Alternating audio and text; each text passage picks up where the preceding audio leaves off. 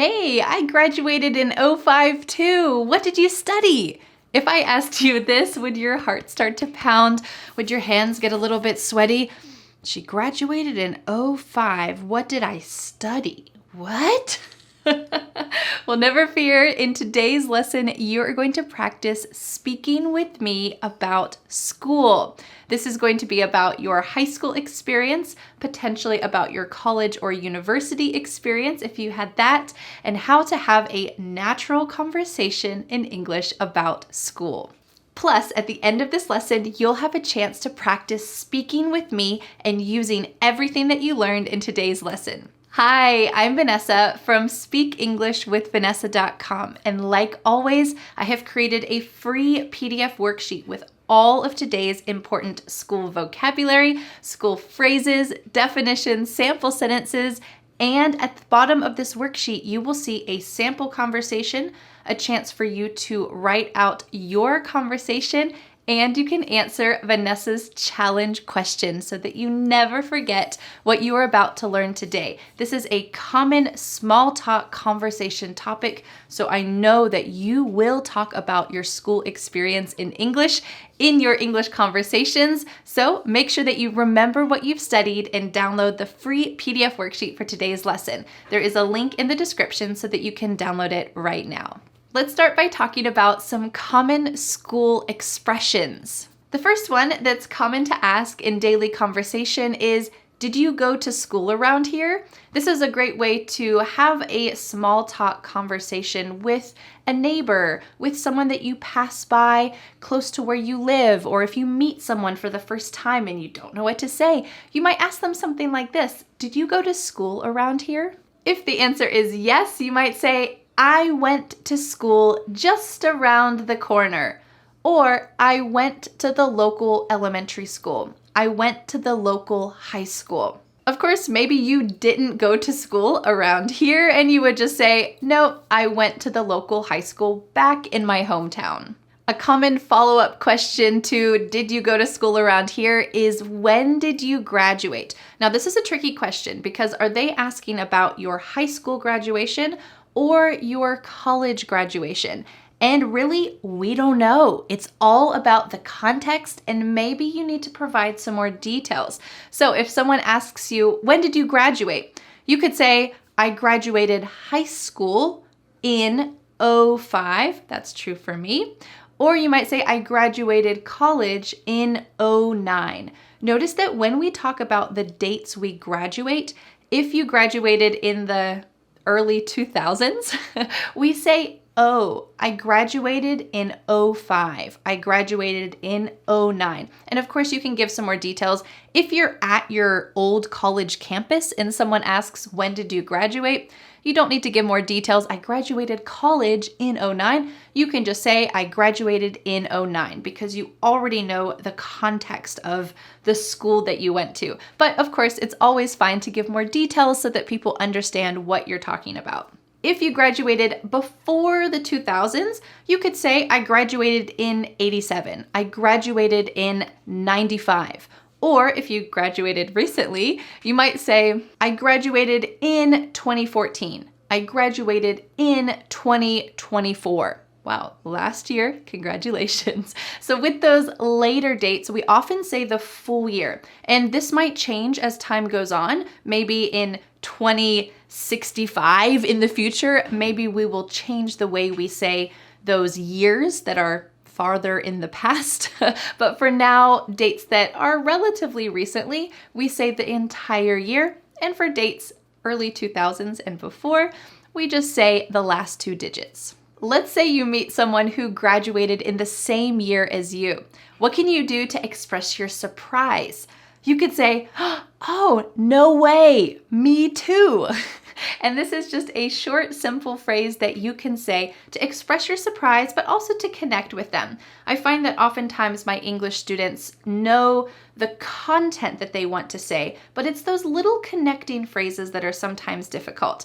So if you also graduated from college in '09, you might say to me, oh, no way, me too. And that's a great way to connect. Do you remember the question I asked you at the beginning of this lesson? What did you study? This is also a tricky question because in school we study all subjects, right? But there is a nuance to this question. It has a very specific meaning. It is talking about what was your degree in college? I didn't say college. I didn't say the word degree. I just said, what did you study? So you need to know that they're talking about your college degree. You could also say, what did you major in? What did you major in? And it has the same meaning, and it's a little more explicit because the word major is talking about what did you get your degree in? It's a little more specific, but they both have that same meaning. So if I asked you, oh, you graduated in '09, what did you study? You could tell me, oh, I studied engineering. I studied graphic design. Great. I know that you didn't just take classes in those subjects. That was your focus. You have a degree in engineering. You have a degree in graphic design. So for me, I could say I studied English. I have an English degree. Or I was an English major. There are multiple ways to say that English, the language and literature, were my focus when I was in college. That was the degree that I was getting. I have a degree in English. I was an English major. What about you? If you went to college, let me know in the comments. What did you study? But of course, not everyone goes to college, and that is perfectly all right. There are some other phrases you can use if you did not go to college. You might say, I went straight into the workforce after high school. So let's imagine you are having a conversation with a neighbor who you just met, and they say, oh, where did you go to college? And you're thinking, I didn't go to college. What can you say? This is the perfect phrase. I went straight. There were no detours. I just went straight into the workforce. I knew that I wanted to get a job, or maybe you couldn't afford to go to college, or you didn't have that dream of going to college. Maybe no one in your family went to college, so you went straight into the workforce. You could say, I started working directly after high school. That's okay, but you will hear this phrase, I went straight into the workforce. You will hear that absolutely in daily conversations because it's kind of a common fixed phrase. I just went straight into the workforce. You could also use the next phrase, which is kind of a fun one. I graduated from the school of hard knocks. Here we're talking about knock, like knock, to knock on a door. But this is the idea that you didn't go to formal college or formal university. You learned in life. This is the school of hard knocks. So you learned through trial and error. You learned through all the ups and downs of life. I went to the school of hard knocks. I graduated from the school of hard knocks. Now, this is obviously kind of a funny, casual phrase. If you are in a business situation and it is very formal, don't use this phrase, but I think it's a fun one to express that you didn't go to college, but you were very smart. You know a lot about the world. You graduated from the school of hard knocks. Congratulations. The next phrase includes two opposites that I think are quite interesting to talk about. Take a look at this phrase. He is book smart, but not street smart. Or the opposite. He is street smart, but not book smart. Now here we're talking about an academic type of intelligence, book smart, compared to street smart, which doesn't mean that you're able to wheel and deal and go on the streets. It doesn't really mean the streets. It just means that you have a sense for how to go about in the world. Maybe you're really communicative. You really know how to connect with people. It has more of the sense, I can learn these things not in school. I am not going to be learning street smarts in school. In fact, that's kind of the definition, right? Those are things you cannot learn in school. So if you're the kind of person that did not do well in school, you just were not a book smart person. You could say that about yourself. I'm not very book smart, but I am street smart. I have always been street smart and not book smart. That's something you can say about yourself, and that's perfectly acceptable. There's not one type of intelligence, and I think that's kind of a fun way to express it. All right, we just talked about the opposites, book smart, street smart. Let's talk about two more opposites. You could say, I'm not a good test taker, or I am a bookworm. These are not perfect opposites, but they have the idea that someone who's not a good test taker is probably someone who feels really stressed when it comes to the pressure of tests. Maybe you have the knowledge, but you're just not able to get it on the paper at the right time. I think that's happened to all of us to some extent, right? But the idea that I can learn it, I can tell you about it, but I'm just not a good test taker. That can be really frustrating in school. Was that you? Maybe you weren't a good test taker. And we hardly ever use this sentence in the positive. We don't usually say, I'm a good test taker. Usually we use this kind of as an excuse. I know all the stuff, but I'm just not a good test taker, and that's why my test has a bad score.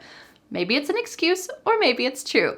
But the other phrase, I am a bookworm, is someone who loves diving into books, diving into those details.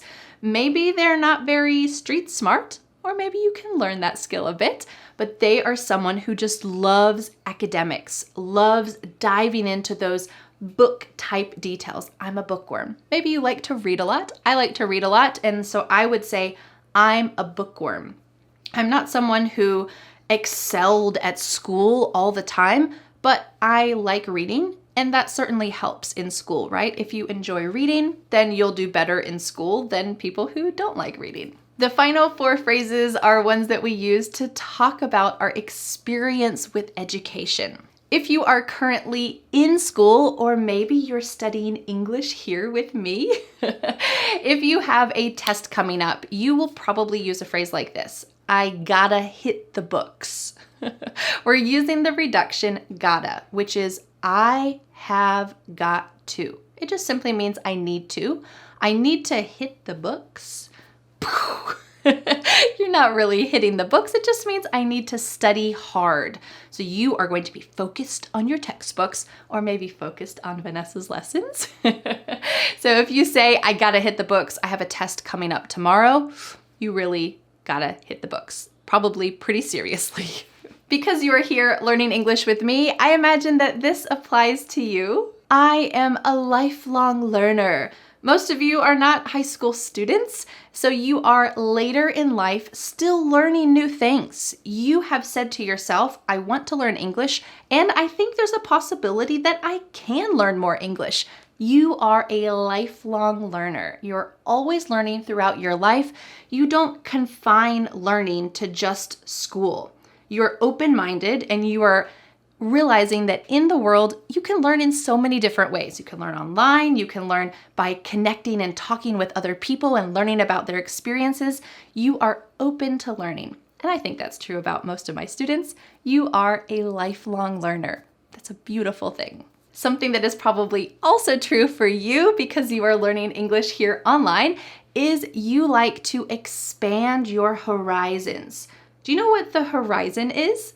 It is the line at the end of the world. When you look out at the ocean and you see a line, that is the horizon. It is as far as you can possibly see. And to watch the sun rise over the horizon or set over the horizon is such a beautiful thing. So how can you possibly expand your horizons if that is the furthest point that you see? Well, this is just a figurative expression, and it means that you like expanding your world. You like learning new things, and thus you are expanding your horizons. So when you are learning English here on YouTube, hopefully with me in this lesson, you are expanding your horizons. You're learning things about American culture, about another language, about another way of thinking. Here you are figuratively expanding something that already seems big. You are expanding your horizons. It's a wonderful character trait. All right, today's final expression before we get to the sample conversation and then your chance to speak is I have a thirst for knowledge. You probably have a thirst for many things in life, a thirst for water, something to drink on a hot day. So here this figurative expression is talking about an intense need. I have a thirst for knowledge. I'm always wanting to learn more. I'm always trying to find out more. You came here to learn English online because you have a thirst for knowledge. Maybe you studied English in elementary school or high school and it didn't go great. You knew some, you forgot some. It was probably just a lot of writing and reading and not much speaking. You can't understand TV shows because that was not what you learned in school. And you felt disappointed by that and realized, I still want to learn more. I don't want to completely give up on English. You have a thirst for knowledge, a need to learn more. And I'm so glad you have a thirst for knowledge. You are a lifelong learner. You want to expand your horizons. And I'm so grateful that you are here learning English with me. So let's put all of these school phrases together. You're about to watch a sample conversation between my husband Dan and I talking about our school experiences. You're going to see some of the key phrases that you just learned, and after the sample conversation, it will be your turn to speak with me. I'm going to be asking you some questions and pausing so that you have a chance to speak. So are you ready? Listen to the sample conversation and get ready. Let's go. Hey Dan, did you go to school around here? Hey Vanessa. Actually, I didn't. I went to the local high school in my hometown. Then I moved here for college. How about you? When did you graduate? I graduated in 2005. What about you? What did you study? I studied education. It's great for me because I'm a lifelong learner and I'm always looking for new ways to teach kids. Oh, that's great. Me too. I also studied education in college and now I teach English to students around the world. It's a great fit because I've always been kind of a bookworm. That's very cool. I love expanding my horizons by meeting new people around the world. Oh, very cool. Well, they inspire me every day. That's so cool. Well, nice catching up with you, Vanessa. See you later.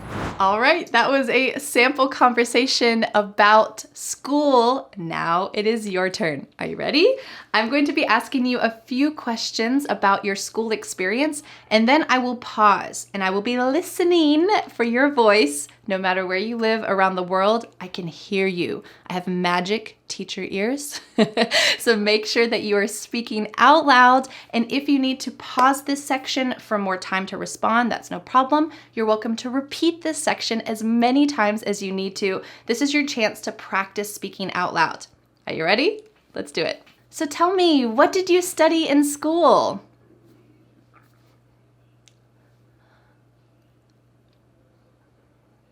Oh, that sounds great. When did you graduate?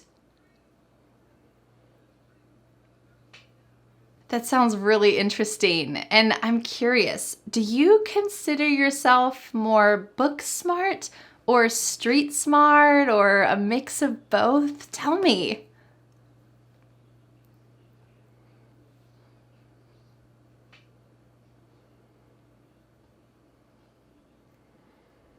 Oh, that's so interesting. Thank you for sharing, and I'm so glad to talk with you about a little bit of your school experience. I'll talk to you later. Well, great work. You just learned some important phrases for speaking about school, and you got a chance to practice speaking out loud. So the next step is to download the free PDF worksheet that goes with today's lesson. It includes all of the expressions you learned, definitions, multiple sample sentences that I didn't even mention in today's lesson, and you can also see the sample conversation Dan and I had, and you will have a chance to write out your own sentences for the sample conversation. I hope this will give you a chance to be able to remember what you've learned and go on out into the real world and use it yourself. You can click on the link in the description to download that free PDF worksheet today. It is my gift to you.